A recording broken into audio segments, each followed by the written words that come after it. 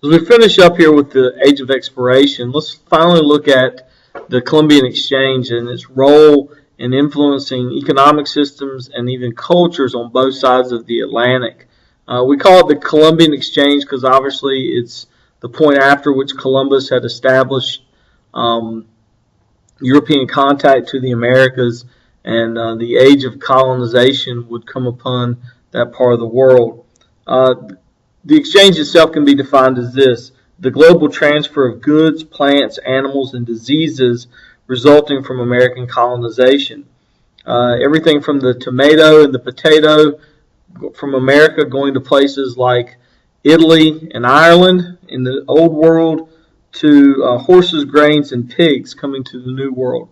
I think it's interesting that, and this perhaps is a historical impact here, that things that are often considered to be characteristics and synonymous with certain parts of the world perhaps didn't even come from that part of the world originally. For example, the spice of curry in Indian food is not indigenous to that country or that part of the world. The tomato of the marinara sauce in Italy does not originate in Italy. So if you get a sense of that, you can see that Columbian Exchange really helped move some things around on the planet. Diseases would also be moved, and we've talked several times already about the impact of smallpox, among other diseases that would have detrimental effects on Native American populations. So all of this really helps tell the story as to how these cultures and these societies went forward from this point. Trade itself, the global trade, this brings about new economics on the planet. Trade was expanding. We've already talked about how maybe some ancient cultures maybe exhibited some globalization characteristics, but really true globalization that we perhaps know it as has maybe an origin point in this age of exploration. With new wealth plus trade, new businesses and new business practices are going to be on the rise in Europe.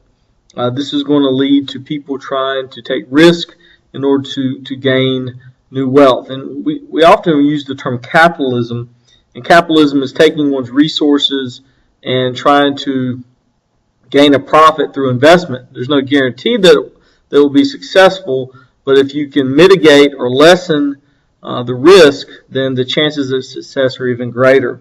This brings us to a point of business that really is born out of this age, which is the joint stock company, which is much like a corporation today, where many different owners pool their resources, their monetary resources often, for a chance at gain and profit. You only lose what you put in, and with the more investors, the less you perhaps have to put in order to be a part of the equation.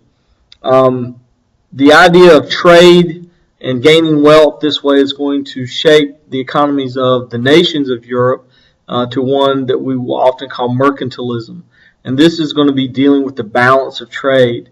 Nations want a favorable balance of trade. Even today, we talk about how the United States trade policies with other countries, either there's more or less exports or imports.